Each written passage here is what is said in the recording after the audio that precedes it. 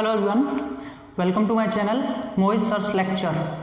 Students, आज मैं आप लोगों को एक बहुत ही बढ़िया इंटरेस्टिंग एक क्वेश्चन कराने वाला हूँ। लास्ट तक वीडियो को देखिएगा, आपको बहुत अच्छा लगेगा। देखिए यहाँ पे आज मैं आप लोगों को कराने वाला हूँ। सपोज आपको एक सर्कल दिया हुआ है और उसके अंदर अगर आपको दो सेमी सर्कल्स दिए हुए हैं, जैसे ये एक सर्कल है जिसका मुझे सेंटर नहीं पता है कि कहाँ पर है, और मुझे इसके दो सेमी सर्कल्स दिए हुए हैं, ये वाला एक सेमी सर्कल और एक ये वाला सेमी सर्कल। तो इन दोनों सेमी सर्कल्स के एरियाज क्या होंगे, एरियाज का सम क्या होगा, मुझे ये बताना है। Find the sum of areas of two semi circles. इसमें जो ये दो सेमी सर्कल्स बन रहे हैं इनके एरियाज का सम क्या होगा। ठीक है, चलिए तो स्टार्ट करते हैं वीडियो को। देखिए कुछ बच्चे तो सोचेंगे सर ऐसा साइन तो यहाँ भी है। देखिए यहाँ पे स्टूडेंट्स दोनों सेमी सर्कल्स की रेडियस भी मुझे नहीं पता है, मुझे सर्कल का सेंटर भी नहीं पता है। क्या करते हैं, लेट कर लेते हैं कि इस वाले सर्कल की जो रेडियस है वो ए है। ठीक है, मान लेते हैं तो इस सर्कल की रेडियस भी ए हो जाएगी, मतलब दोनों की ए है रेडियस, तो ये ए और ये भी ए, रेडियस ए मानिए। और मान लेते हैं स्टूडेंट्स इस सर्कल की रेडियस बी है तो ये भी बी हो जाएगी। मैं इनको नेमिंग कर देता हूं एम और एन पॉइंट से। इसकी हमने सर्कल की रेडियस, सेमी सर्कल की रेडियस मानी ए और इस सेमी सर्कल की रेडियस मान ली बी। अब अगर देखें तो अगर ये रेडियस है तो ये भी तो रेडियस होगा यहां से यहां तक, और ऐसे ही ये रेडियस होगा यहां से यहां तक बी, ये ऊपर वाला ए और ये रेडियस बी। इतना सबको क्लियर है।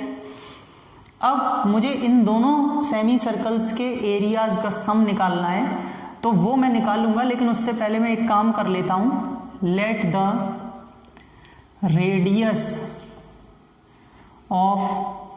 रेडियस एंड एरिया को पहले मैं कुछ मान लेता हूं बड़े वाले सर्कल का जो मुझे गिवन है ना। Radius and area of given circle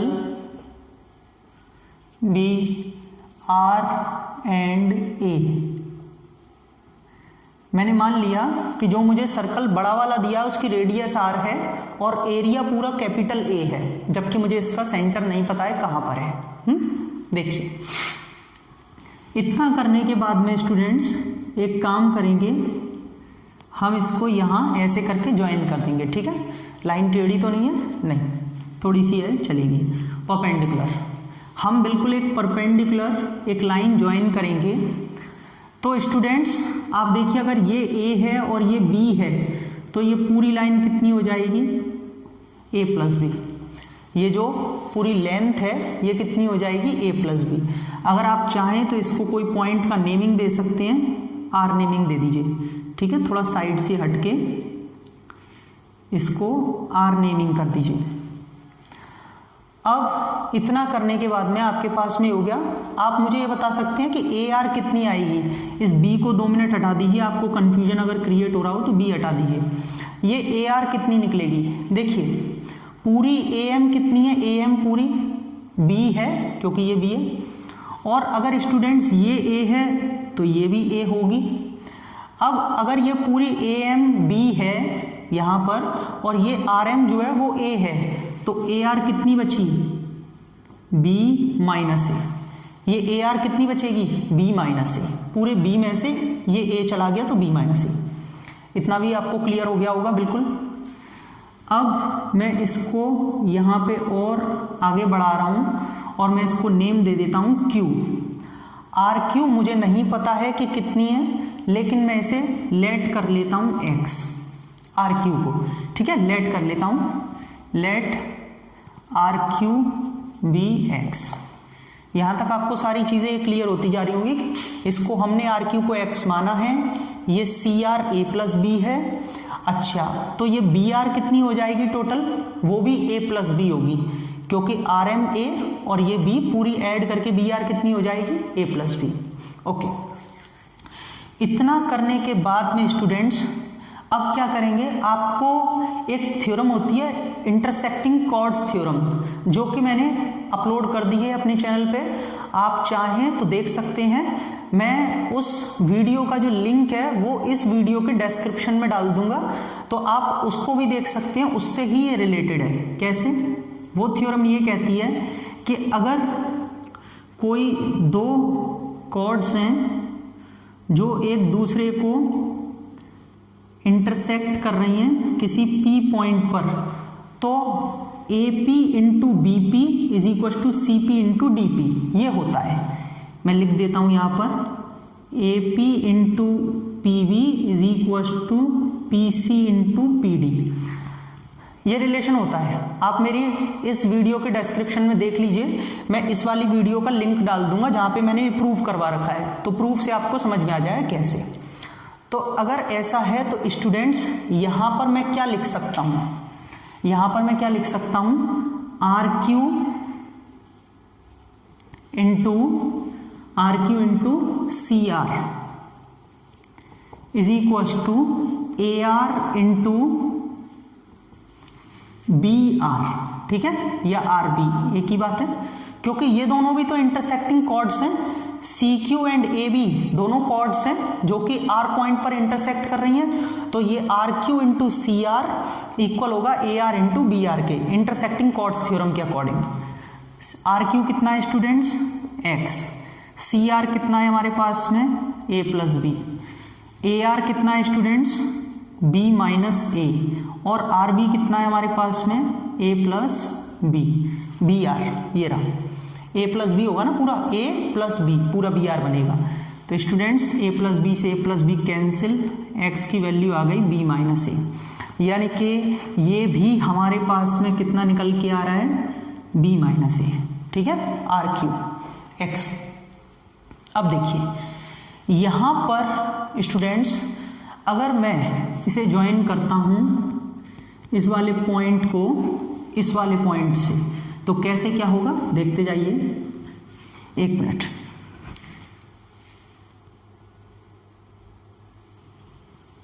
ये लीजिए, ये मैंने यहां पे ज्वाइन कर दिया, ठीक है, इस D को मैंने यहां Q से ज्वाइन कर दिया। अब स्टूडेंट्स आप एक थ्योरम याद कीजिए, 9th क्लास में आपको एक थ्योरम कराई है, angle in a semi circle, जो क्या कहती है कि अगर एक सेमी सर्कल में, एक सर्कल में डायामीटर से, अगर ये डायामीटर है, डायामीटर से एंगल बन रहा है सेगमेंट पर, और वो अगर 90 है, 90 होगा, सॉरी, अगर डायामीटर से सेगमेंट पे एंगल बनाया जाए तो हमेशा 90 होता है, ये हम प्रूव कर चुके हैं। तो इसका कन्वर्स क्या होगा कि अगर किसी लाइन से या कॉर्ड से ये बनने वाला एंगल 90 है तो वो कॉर्ड क्या कहलाएगी? डायामीटर। तो यहां से एक चीज समझ में आती है कि जो ये QD है, जो अभी अभी मैंने ज्वाइन की है QD, वो डायामीटर होगी। डायामीटर क्यों होगी? क्योंकि इससे बनने वाला सेगमेंट पे ये एंगल कितना है? 90। QD से सेगमेंट पे एंगल कितना बन रहा है? 90। तो इसके अकॉर्डिंग ये QD क्या होगी? डायामीटर। तो ये मान लेते हैं कहीं ना कहीं इसका सेंटर ये, ठीक है, सेंटर मान लेते हैं यहां पर है, क्योंकि ये तो कंफर्म हो गया कि ये डायामीटर है। अब इसका सेंटर कहीं ना कहीं इसी लाइन पर लाई करेगा, कहीं भी कर सकता है, मान लेते हैं कि ये है, हो सकता है ये ऊपर भी हो या नीचे भी हो, ठीक, ये O नेमिंग कर देते हैं। इसका मतलब स्टूडेंट्स अगर हमने इसकी रेडियस को R माना था इस सर्कल की, तो बेटा पूरी की पूरी ये QD कितनी हो जाएगी? QD कितनी हो जाएगी? 2R। भाई QD डायामीटर है ना, QD तो रेडियस का डबल हो जाएगी 2R। और स्टूडेंट्स यहां से ये CQ कितना हो जाएगा? CQ पूरा, देखिए CQ के लिए क्या क्या है हमारे पास में? CR प्लस RQ, ये CR प्लस RQ, तो A प्लस B, और ये कितना आया था अभी RQ, ये वाला B माइनस A, ऐड करिए जरा दोनों को, A प्लस B और ये B माइनस A, A से A कैंसिल हो गया, कितना बचा? 2B, मतलब हमारे पास में CQ कितना आ गया? 2B। और स्टूडेंट्स CD कितना है? CD 2A, ये वाला CD कितना है? 2A, A plus A। अब अगर मैं ट्राइंगल CQD में पाइथागोरस थ्योरम लगा लूं तो चलेगा? बिल्कुल चलेगा। सी क्यू डी में पाइथागोरस राइट एंगल पे 90 डिग्री के सामने क्यू डी क्या होगी, हाइपोटेन्यूज, और वहां से सी डी और ये क्या होगी, सी क्यू का स्क्वायर। ठीक है, पाइथागोरस थ्योरम। सबको आ गया होगा इतना समझ में। क्यू डी की जगह कितना है, 2r का होल स्क्वायर। सी डी की जगह कितना है, वहां देखिए सी डी a प्लस ए मतलब 2a, और बच्चों सी क्यू कितना है, 2b। तो बेटा ये आ जाएगा 4r स्क्वायर, 4a स्क्वायर और 4b स्क्वायर। अगर मैं पूरी इक्वेशन को 4 से डिवाइड कर दूं तो r square is equal to a square plus b square आ जाएगा। इसको आप फर्स्ट इक्वेशन मान के यहीं पे छोड़ देंगे। अब हम आगे बढ़ेंगे। हमें निकालना क्या है, हमें निकालना है दो सेमी सर्कल्स जो बन रहे हैं उनके एरियाज का सम। तो देखिए एरिया, या एक काम करता हूं सम ऑफ एरियाज लिख देता हूं। ठीक है, sum of areas of two semi circles. Students इस सेमी सर्कल का एरिया कितना होगा, पाई आर स्क्वायर अपॉन 2, यानी कि pi a square upon 2। Formula semi circle का होता है एरिया का pi r square upon 2। Radius कितनी है, ए। दूसरे का कितना होगा, पाई बी स्क्वायर अपॉन 2, क्योंकि इसकी रेडियस बी है। दोनों में से पाई बाई 2 कॉमन आ जाएगा, अंदर क्या बचेगा, a square plus B square. Am I right.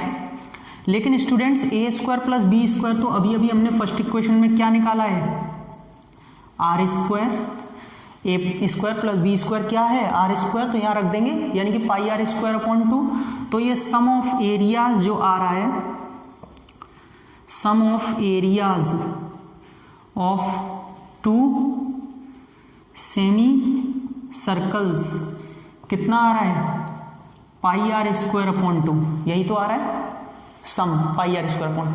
But अगर स्टूडेंट्स इस बड़े वाले सर्कल की रेडियस आर थी और इसका एरिया यहाँ पे हमने ए से डिनोट किया था, इसका एरिया ए था और रेडियस अगर आर थी, तो इस सर्कल का एरिया कितना रहा होगा, पाई आर स्क्वायर।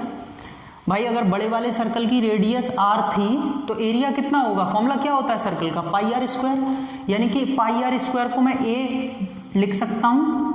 तो यहां पे ये जो पाई आर स्क्वायर है ऊपर वाला वो ए आ जाएगा और अपॉन में 2 इतना ही रहेगा। यानी कि यहाँ पे ये प्रूफ होता है कि जो दो सेमी सर्कल्स हैं ये जो बनाए गए हैं, वो दोनों सेमी सर्कल्स का जो एरियाज का सम होगा वो दिए हुए सर्कल के एरिया का हाफ होगा। तो यहाँ से स्टूडेंट्स एक बात का कंक्लूजन निकलता है, बिल्कुल प्रूफ होती है कि अगर आपको कभी भी एक सर्कल दिया जाए इन अ सर्कल, अगर आपको वहां पे दो सेमी सर्कल दिए हुए हैं तो उन दो सेमी सर्कल्स का एरिया, चाहे अब इसे आप छोटा बड़ा कर सकते हैं, ये जो सेमी सर्कल्स हैं वो ये वाला छोटा बड़ा, ऊपर वाला छोटा बड़ा कैसे भी कर सकते हैं, ये एक दूसरे को अगर इंटरसेक्ट यहाँ कर रहे हैं तो उन दोनों सेमी सर्कल्स के एरियाज का सम हमेशा उस सर्कल के एरिया का हाफ होगा। तो बच्चों ये एक बहुत ही इंटरेस्टिंग क्वेश्चन था, मैंने सोचा आप लोगों के साथ में डिस्कस किया जाए। अगर आपको आज की मेरी वीडियो अच्छी लगी तो प्लीज़ वीडियो को लाइक करें, शेयर करें, मेरे चैनल को सब्सक्राइब करें और बेल आइकन को हिट कर लीजिए ताकि आपको सारे नोटिफिकेशंस मिलते रहें। डिस्क्रिप्शन में मैं जो इंटरसेक्टिंग कॉर्ड्स थ्योरम है उसका लिंक दे दूंगा, आप वहां से पहले इंटरसेक्टिंग कॉर्ड्स थ्योरम समझ सकते हैं, उसके बाद आपको ये बहुत अच्छे से और भी ज़्यादा अच्छे समझ में आएगा। Thank you so much.